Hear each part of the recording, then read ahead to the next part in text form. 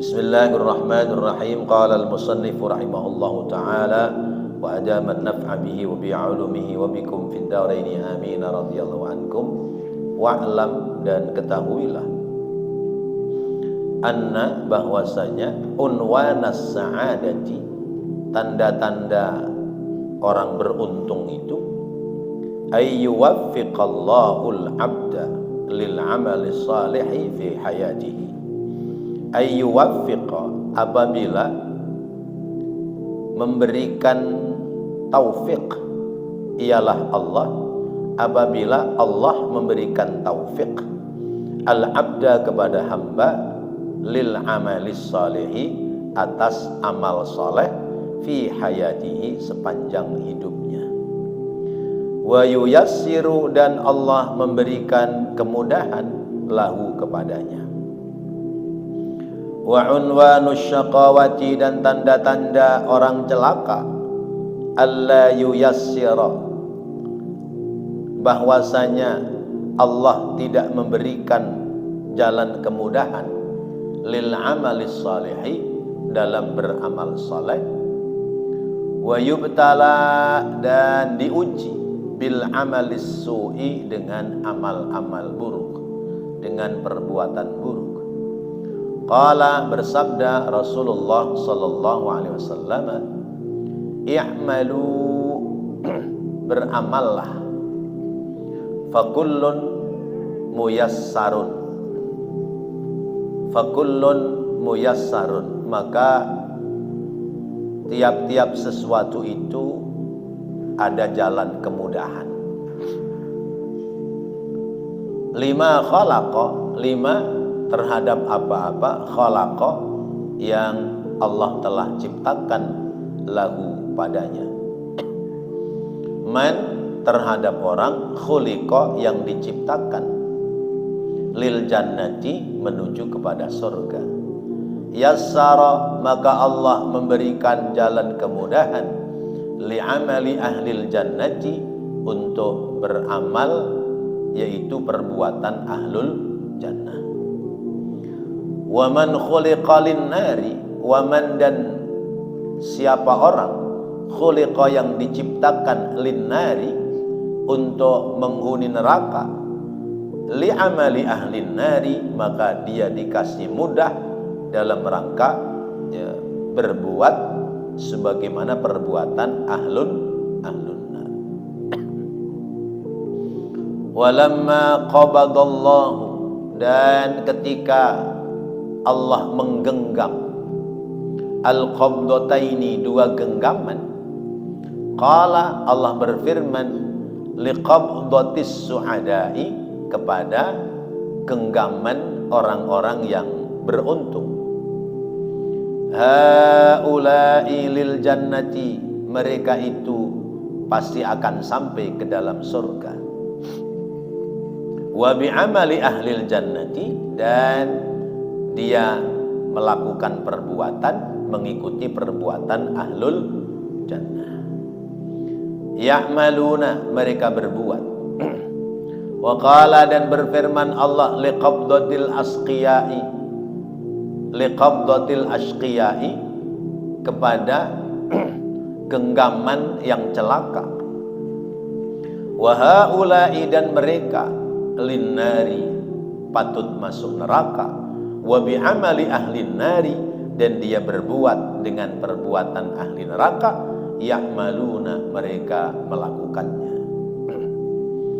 Bapak dan Ibu yang dirahmati Allah, kita kembali mendapatkan nasihat yang baik, karena sesungguhnya hidup itu, kembali kita bahas, ada orang-orang yang masuk pada kategori ahlus sa'adah, dan ada orang-orang yang masuk kategori ahlus syaqawah.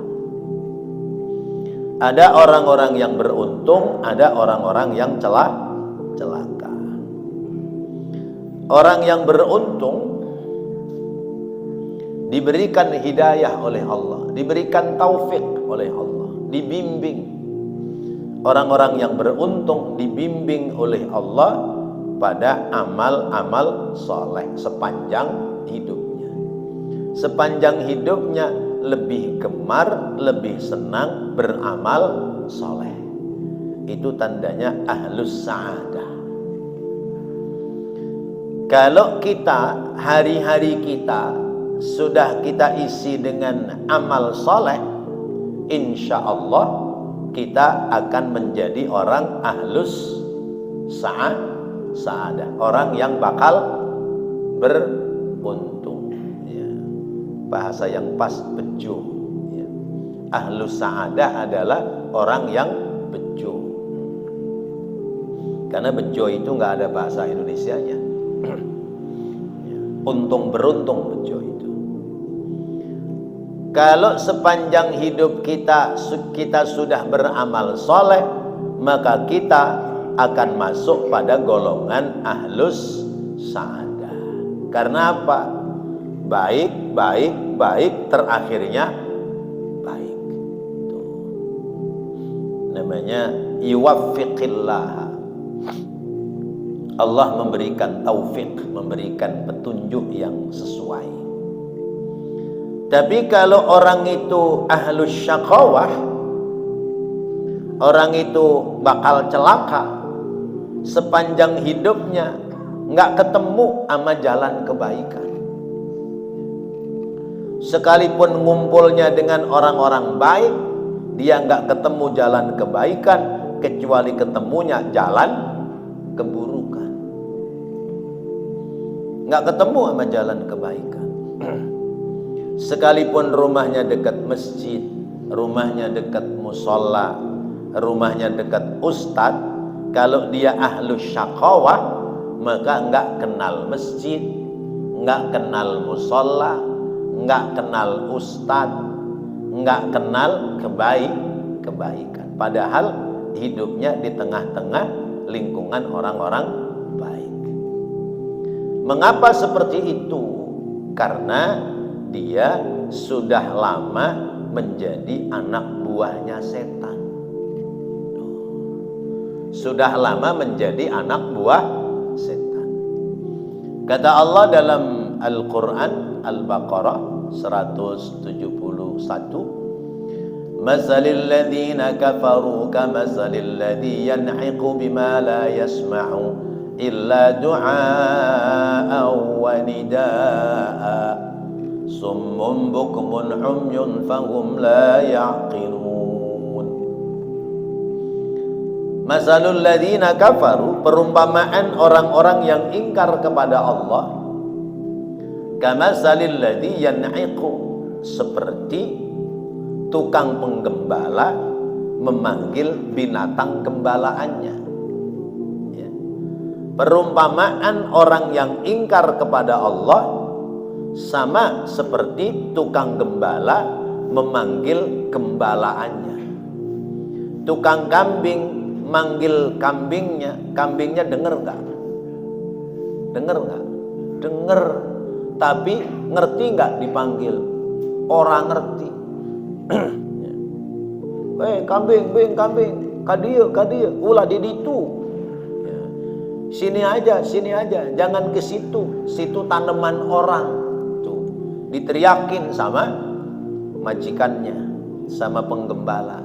Itu kambing dateng nggak? Menghindari nggak? Enggak. Kambing itu tetap aja makan. Padahal dia denger. Dengar omongan majikannya, tukang gembalanya, tapi nggak ngerti apa yang diomongin sama si gembala itu. Nah, orang-orang yang ingkar kepada Allah digambarkan oleh Allah seperti itu, kayak binatang. Kalau dipanggil nggak bakal ngerti sama yang manggil. Masya Allah, betapa rendahnya digambarkan seperti binatang.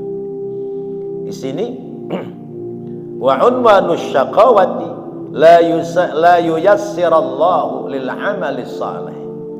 Orang-orang yang bakal celaka tidak akan bisa mendapatkan jalan kemudahan untuk beramal soleh. Wa yubtala bil amalis su', dan dia selalu mendapatkan ujian lewat amal-amal yang buruk. Masya Allah ya. Jadi la yasma'u illa du'aan wa nidaan. Dia dengar tapi nggak ngerti, maka itu si penggembala kambing cuman berek doang, manggil doang, woi, sini. Tapi dia tetap aja di situ. Nah itu orang yang sedang ingkar kepada Allah Subhanahu wa ta'ala. Maka orang ingkar kepada Allah itu sesungguhnya sedang ngikutin bujuk rayu setan. Kalau dia lama ngikutin bujuk rayu setan, maka nggak bakal denger omongan kita, Pak.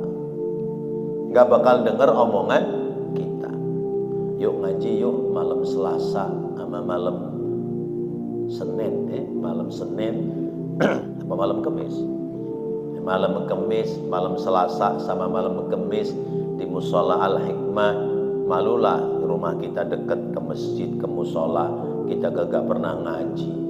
Jangan sampai kita ke musola saat kita sudah diikat kain kapan. Malulah. Udah sebelum kita diikat kain kapan, sering-sering dah ke musola. Apa jawab dia? Alah, emang kalau udah pada ngaji, pada sholat terus bener. Itu.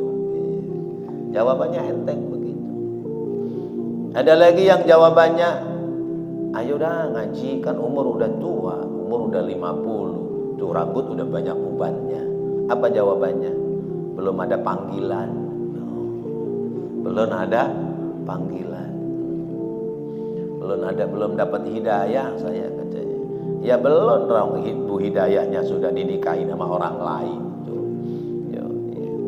Belum dapat hidayah karena hidayahnya sudah dinikahin sama orang lain. Dapatnya marpu'ah, nggak dapat hidayah. Ya Allah, ada yang begitu. Udah tua, masih jalannya tenggeng, masih seneng mabuk. Udah tua, masih seneng main judi. Sudah tua, masih seneng nyawer biduan. Udah tua, masih seneng berbuat maksiat. Maka orang-orang yang sudah lama ngikutin setan, kalau dinasehatin dia budek. Kata Allah, summun bukmun umyun. Dia tuli, dia buta, dia tuli, dia bisu, sehingga dia tidak pernah mempergunakan akal sehatnya. Akal sehatnya nggak dipakai. Yo ngaji, ada pengajian, udah lu aja dah, gua nitip aja nih, nitip. Ngaji sih nitip, ya Allah, emang kondangan, ya Allah, tuh kadang begitu. Nah itu namanya unwanus syaqawa. Cirinya, orang kalau kian tambah umur, kian tambah semangat ibadah, itu tandanya alamatus sa'adah. Tambah umur, tambah rajin sholat jamaah. Tambah umur, tambah dekat sama masjid musola.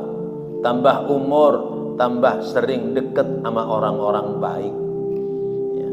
Tambah umur, makin jauh sama maksiat. Tambah umur, makin jauh sama perbuatan dosa. Dia tinggal, maka itu min alamatis sa'adah. Tandanya orang bakal beruntung. Tapi kalau tambah tua keladi, tua keladi, makin tua makin seneng judi.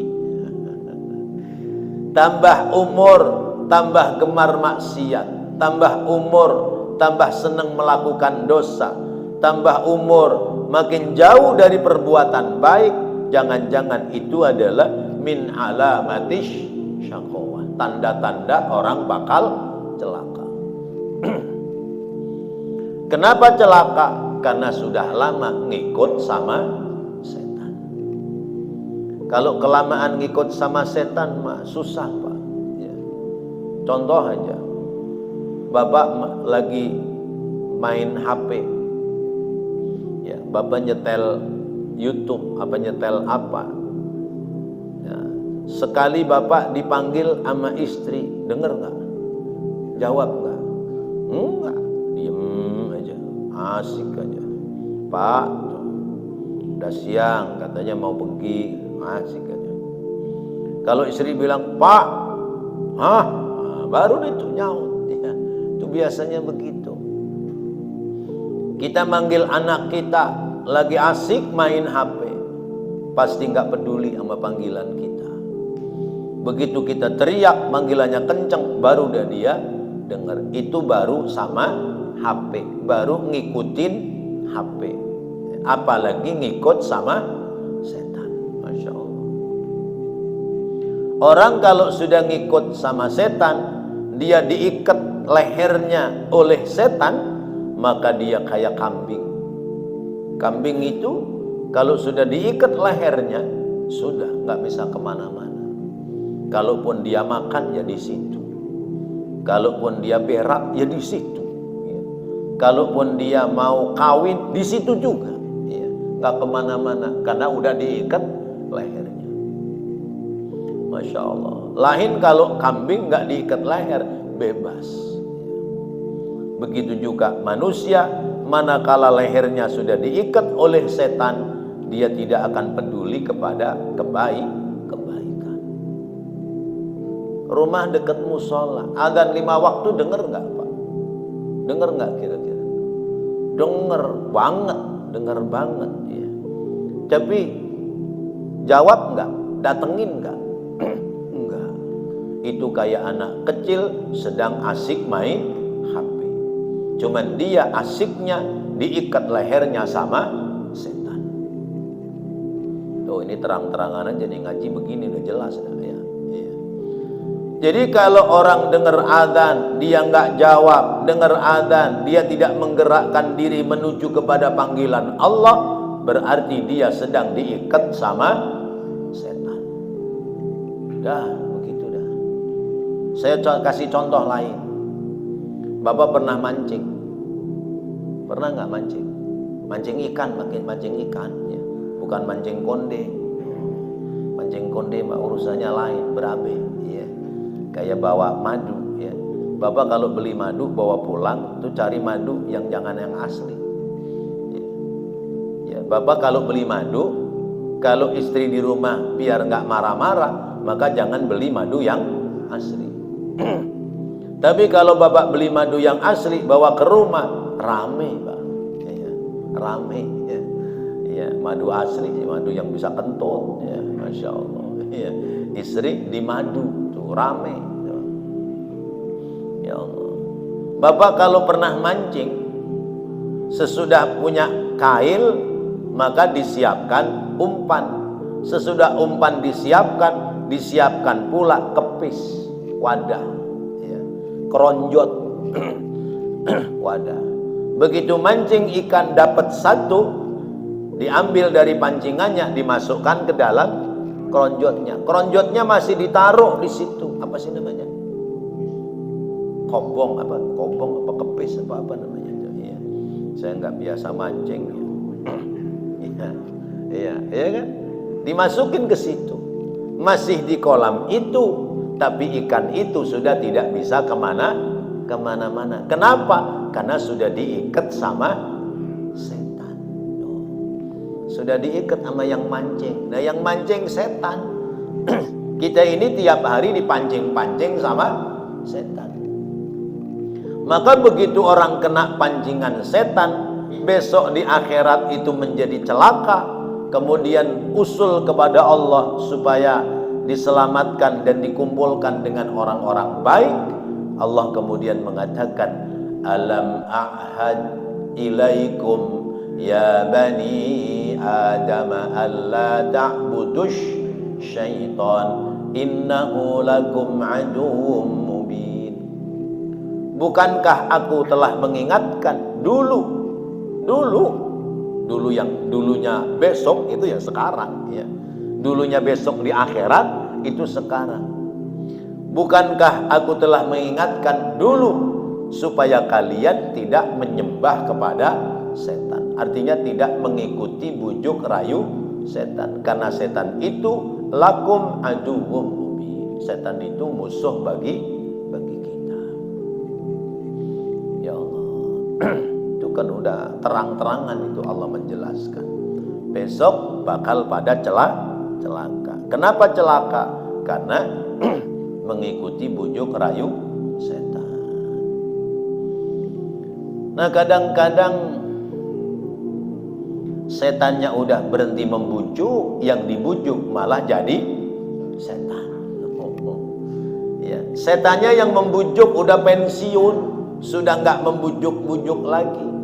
Tapi yang dibujuk oleh setan, yang terbujuk oleh setan malah jadi setan, malah galakan dia daripada setan. Masya Allah. Ya. So alim banget lu katanya, ngaji mulu, ya. Kali-kali kayak dangdutan, yaudah dangdutan berengkuah, di mana gitu, atau diskotikan gitu, terus gue yang bayarin dah, lu tinggal jalan, gue yang bayarin gitu. Itu berarti manusia jadi setan, ya, ngojok-ngojokin kita untuk melakukan halal yang dilarang oleh Allah.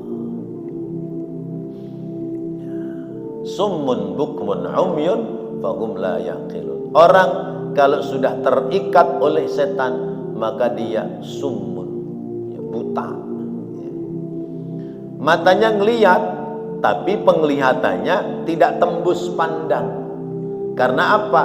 Tertutupi oleh bujuk rayu setan, maka hidayah imannya tidak nampak. Yang lalu kita sebutkan, imannya menjadi tidak bercahaya karena tertutupi oleh maksiat. Seperti matahari tidak mengeluarkan sinar karena cahayanya ditutupi oleh mendung. Jadi seperti itu.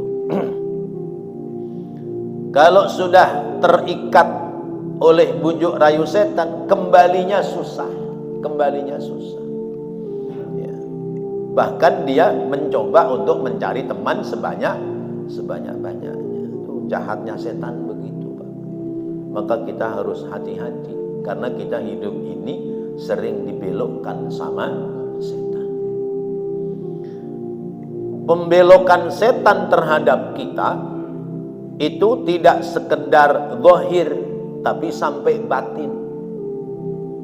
Zahir, setan membelokkan kita dari berbuat baik, dari ibadah menjadi maksiat, itu zahir. Ya. Tadinya biasa ke masjid, tukang sholat jamaah, tukang ngaji, ya. Akhirnya ketemu temen, ya, sesama setan, akhirnya berhenti ngaji, berhenti sholat jamaah, jalannya maksiat dan dosa. Itu berarti zahir. Zahirnya dibelokkan. Orang berdagang, orang berbisnis, dia mau tipu-tipu, dia membohongi, maka berarti zahirnya dibelokkan karena ingin mencari keuntungan dunia. Siapa yang membelokkan? Setan. Masya Allah. Tapi jangan salah, Pak. Kita orang-orang yang selama ini sudah duduk di tempat-tempat yang baik, sudah melakukan kebaikan, kadang-kadang hati kita juga dibelokkan sama setan. Niat ke masjid, niat ke musola diangkat oleh teman-teman menjadi pengurus, niatnya ibadah kepada Allah, niat menghidupkan, ya, merawat rumah Allah, tapi kadang-kadang dibelokkan hati kita. Ah, biarin dah, orang pada nggak tahu ini, gua korupsi dah, misalnya begitu. Atau gua tipu-tipu dah dengan alasan kebaikan, ternyata untuk memperkaya diri sendiri. Ngumpulin dana orang-orang alasan buat santunan yatim. Tapi ternyata begitu dapat 10 juta, yang dikasih ke yatim 5 juta. Yang 5 juta masuk ke kantong pribadi. Itu kelihatannya sebuah kebaikan, ya.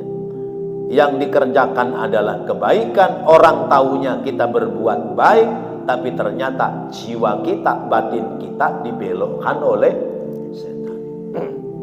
Maka harus berhati-hati. Harus berhati-hati. Jangan sampai kita terkena pengaruh bujuk rayu setan. Saya punya buku, punya kitab, judulnya Talbisu Iblis. Cara iblis memberikan pakaian kepada manusia.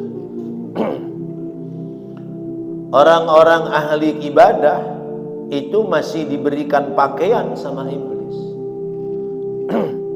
Maka pernah satu saat sahabat Abu Hurairah ditanya oleh anak-anak muda yang tidak bertemu dengan Rasulullah, namanya tabi'in. Wahai sahabat Abu Hurairah,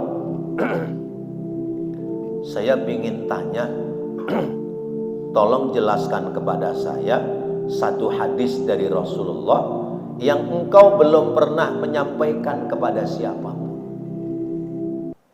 Akhirnya dipikirin sama sahabat Abu Hurairah, ketemu satu hadis. Ya sudah, kalau begitu sebentar lagi saya mau sampaikan. Begitu mau menyampaikan, sahabat Abu Hurairah jatuh pingsan, Pak. Jatuh pingsan. Akhirnya dikipasin, dipijitin sampai bangun kembali, siuman. Wahai sahabat Abu Hurairah, kenapa saya tanya tentang hadis kamu malah pingsan? Iya, saya sedih mau menyampaikannya. Ya udah, kalau begitu jelasin kepada kami hadis dari Rasulullah yang kau belum pernah sampaikan kepada orang lain. Pingsan lagi, Pak. Sampai 3 kali. Sampai 3 kali sebelum beliau menyampaikan hadis, nangis terseduh-seduh. Lalu beliau menyampaikan, saya mendapati keterangan hadis yang datang dari Rasulullah yang belum pernah saya sampaikan kepada siapapun, kecuali akan saya sampaikan kepada kalian. Apa itu? Ada 3 golongan yang mula-mula bakal masuk ke dalam nerakanya Allah Subhanahu wa ta'ala. Siapa 3 golongan itu? Yang pertama adalah qari'ul Qur'an, orang yang membaca Al-Quran. Masa iya orang baca Quran masuk neraka? Kemudian yang kedua yang bakal masuk neraka adalah an-nafaqatu fi sabilillah, orang yang biasa membelanjakan hartanya di jalan Allah. Lalu kemudian yang ketiga yang bakal masuk neraka duluan adalah al-jihad fi sabilillah, orang yang jihad, mati perang di jalan Allah. 3-tiganya bakal masuk neraka. Maka sahabat Abu Hurairah sedih. Lalu orang-orang pada nanya, bagaimana ceritanya wahai sahabat Abu Hurairah? Orang baik seperti ini kok masuk ke dalam neraka? Mula-mula qari'ul Quran, orang yang pandai membaca Al-Quran, yang biasa melantunkan Al-Quran bagus, kadang-kadang dimusabakohkan, dilombakan, dapat juara dan sebagainya. Dipanggil oleh Allah, ya qari Al-Quran, orang yang membaca Al-Quran. Labbaik ya Rabb, baik ya Allah. Anta qara'tal Quran, liman qara'tal Quran, kamu telah membaca Al-Quran dulu waktu di dunia. Untuk siapa kamu baca Al-Quran? Kata qari'ul Quran, laka ya Rabb, aku membaca Quran untukmu ya Allah. Kata Allah, kadzabta. Wa qad qalatil malaikatu kadzabta, dusta kamu, karena malaikat sudah ada yang laporan ke saya bahwa kamu itu bohong. Baca Quran bukan karena aku, tapi baca Quran supaya kamu dianggap orang yang hebat dalam membaca Al-Quran, supaya kamu dianggap, ya, supaya kamu mendapatkan keuntungan-keuntungan dunia. Maka masuklah kamu ke dalam neraka. Masya Allah, orang baca Quran niatnya tidak karena Allah, sebab dibelokkan oleh setan, maka dia masuk ke dalam neraka. Na'udzubillahi min dzalik. Yang kedua orang dermawan. Pak dermawan. Ya. Untuk siapa? Liman sodakta, min malika, hartamu yang kau sedekahkan itu niatnya untuk siapa? Untukmu ya Allah. Laka ya Rabb, untukmu ya Allah. Kata Allah, kadzabta, kamu bohong. Qad kadzabta wa qad qalatil malaikatu kadzabta, kamu dusta karena malaikat sudah lapor kepada saya kamu adalah bohong. Kamu sedekah supaya dianggap orang yang dermawan, orang yang sosial, supaya dapat sanjungan dari orang-orang sekitarmu, maka masuk kamu ke dalam neraka. Orang ahli sedekah masuk neraka. Kenapa? Sebab sedekahnya tidak karena Allah. Kenapa bisa begitu? Sedekahnya, niatnya dibelokkan oleh setan. Masya Allah. Dipanggil lagi orang yang ketiga. Siapa jadi? Orang yang mati syahid, mati dalam peperangan. Dipanggil, hai orang yang mati syahid, untuk siapa? Lima qatalta, untuk siapa kamu berperang? Dia bilang, laka ya Rabb, aku berperang untukmu ya Allah. Apa kata Allah? Kadzabta, kamu dusta, kamu bohong. Wa qad qalatil malaikatu kadzabta, malaikat sudah ngomong kamu bohong. Kamu berjuang sampai mati supaya kamu dianggap sebagai pahlawan, ditempatkan kuburannya di taman makam pahlawan, tidak ada niatan berjihad untukku, ya, maka diperintahkan masuk ke dalam neraka. Na'udzubillah. Kenapa orang sampai mati syahid kok masuk neraka? Karena niatnya dibelokkan oleh Allah. Maka kita harus hati-hati, jangan sampai kena bujuk rayu setan, dibelokkan oleh setan. Niat yang baik dibelokkan oleh setan, akhirnya menjadi hal-hal yang tidak baik. Karena itu pada perilaku perbuatan manapun, kita ini harus selalu mengedepankan nilai-nilai kebaikan. Tidak sekedar di masjid musholla, tapi di lingkungan masyarakat kita tegakkan nilai kebaikan dan niatkan kebaikan kita semata-mata karena Allah Subhanahu wa ta'ala. Masya Allah. Nah, itu ciri dan tanda orang-orang yang bakal celaka, ya. Dikasihnya jalan yang belok, tidak sampai pada jalan yang lurus. Karuan rumah dekat dengan masjid, mondar-mandir lewat masjid, tapi tidak pernah mampir ke masjid, ya. Ombong-ombong main ke masjid, ya. Ombong-ombong apa cara kita, ya. Sekali-sekalinya mampir ke masjid, gara-gara dipanggil panitia kurban, baru dia nongol ke masjid, ya. Selama tidak dipanggil panitia kurban, nggak masuk ke masjid. Ya Allah. Ada orang-orang yang seperti itu, hidup di lingkungan orang-orang baik, tapi tidak pernah mengikuti jalan kebaikan. Mengapa? Lagi-lagi karena sudah dibelokkan oleh setan. Orang yang seperti itu, summun bukmun umyun fahum la yaqilun. Dia buta, dia tuli, dan dia bisu, ya. Dia tidak bisa mempergunakan akalnya. Bodoh amat urusan orang, emang ngapain, ini kan kebebasan hidup, ya. Orang pada ke masjid, kalau saya nggak ke masjid mengapa, ya, beloknya kemana. Nah, itu berarti dia sudah terikat oleh setan.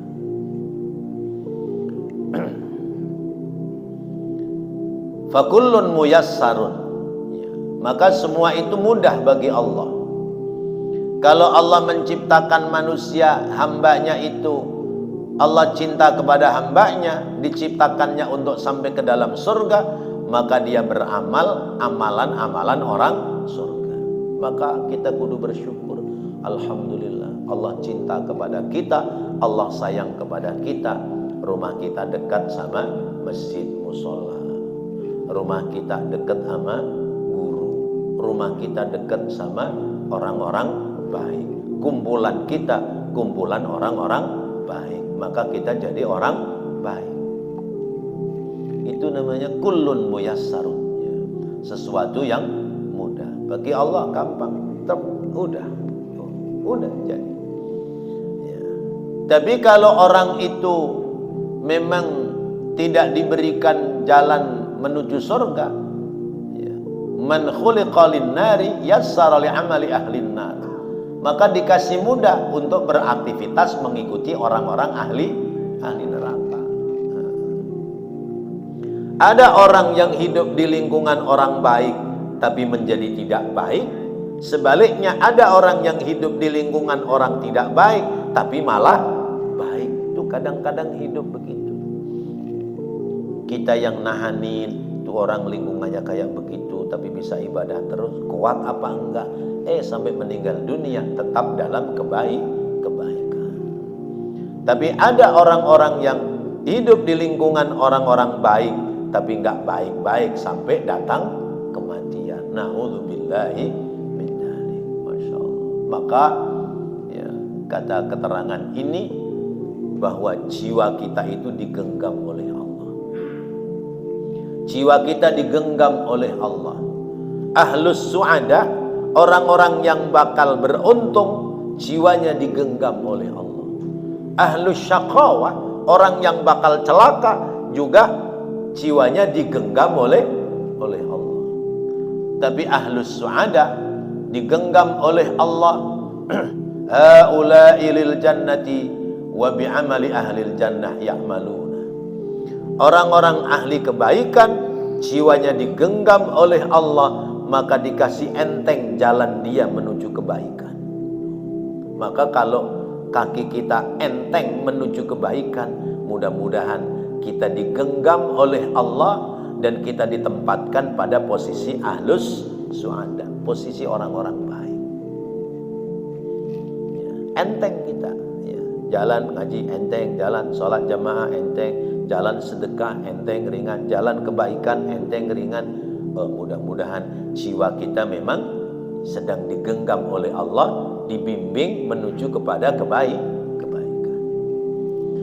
Sementara orang yang digenggam oleh Allah lalu kemudian genggamannya adalah bakal menjadi orang celaka, haula'i lin-nari bi'amali ahlin nari ya'maluna. Maka orang itu senang berbuat mengikuti perbuatan orang-orang yang bakal masuk neraka.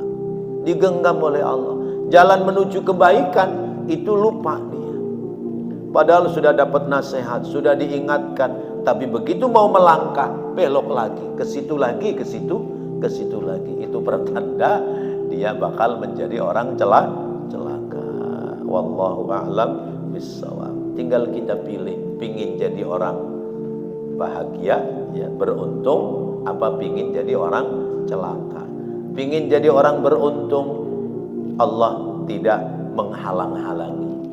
Pingin jadi orang celaka, Allah juga tidak menghalang-halangi. Hanya Allah mempersiapkan dua tempat, surga dan neraka. Orang beruntung akan sampai ke dalam surga. Orang celaka bakal sampai ke dalam neraka. Mudah-mudahan nasihat ini bisa kita amalkan dengan sebaik-baiknya. Amin ya Allah ya Rabbal alamin. Rabbana taqabbal minna innaka antas samiul alim wa tub alaina innaka antat tawwabur rahim. Rabbighfir warham wa anta khairur rahimin. Wa sallallahu ala sayyidina Muhammad wa ala alihi wa sahbihi wa sallam. Walhamdulillahi rabbil alamin. Wassalamu alaikum warahmatullahi wabarakatuh.